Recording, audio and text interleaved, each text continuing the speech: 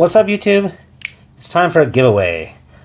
The winner of the Pilar, who followed the instructions, was dropping in MTB on Instagram, and the YouTube channel is dropping in. So actually, if you're into mountain bikes and like some point of view video like I do, I ride mountain bikes, check him out. And that is the winner of the Pilar this round of the series of knives that I have been giving away. Before I send it though, I did ask him, I said, hey, you want me to go ahead and take off the patina of that copper and you can kind of start with your own fresh one? He was like, sure, give it a go. So I'm going to go ahead and just do a very short video of this one. All you need to restore your copper back to, not brand new of course, but it'll take off that patina, is basically some white vinegar. Whoa, this is a huge bottle, so I've already poured that. White vinegar, just have a little splash of that here. And just the slightest bit, we'll call it a dash of baking soda. I don't know what the chemical for that is, name, but it's basically very much like a salt. It's like a hyper salt, so go sparing on this one. You just need a little bit. This is the same combination, maybe a little bit more than that. This is the same combination that as a little kid you might have made volcanoes. And you'll see it go whoosh. I don't measure it out. I just mix it in. Good, it's not boiling over, so that's a good thing there. And yeah, let's give it a go here. Have a little rag nearby too. It is an extreme corrosive because it is essentially a hyper salt. Is baking soda. I think it's bisodium carbonate. Bisodium carbonate, I think, is the actual chemical of that. Remember my high school chemistry from years and years ago. But just have a Q-tip around. And then don't go crazy. We'll see if I got the right combination. Get this on camera. Like I said, you don't want too much. You don't want this to get on the other steel stuff.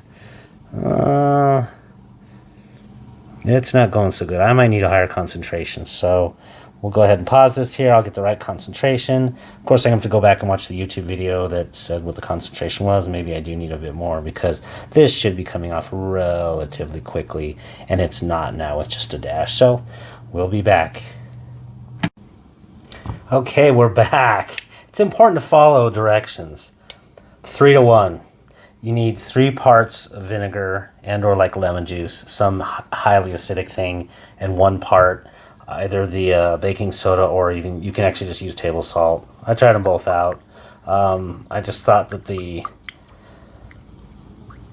baking soda would be a little bit better because it's a little bit more of a hyper sodium, so I thought it might be a little bit more aggressive at it, and I don't know, it seems to be about the same. So it's important also, once you're done with this, to wash this off really well with water and dry your knife off.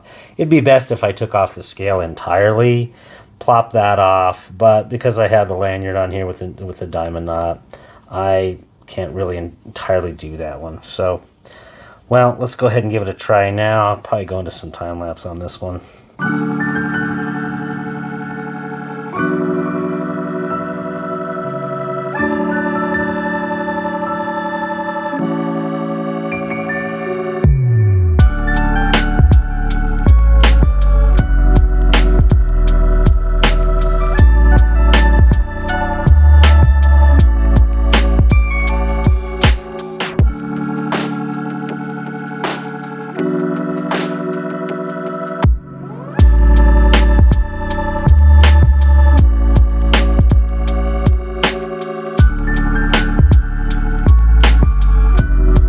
Okay, I had to finish that off camera.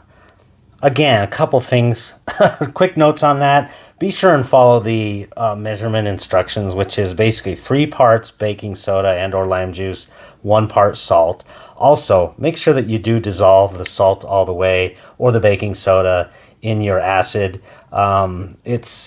This one had a lot of scratches because it sat in my pocket for literally several months, and I intentionally wanted to do a scratch pattern with my keys, and so it'll never get rid of that unless you were to literally scratch it all the way down. Didn't want to do that, but it definitely, with a little bit of elbow grease and getting that recipe right, it'll restore your shine to your copper, certainly a lot more than it was, as you can see.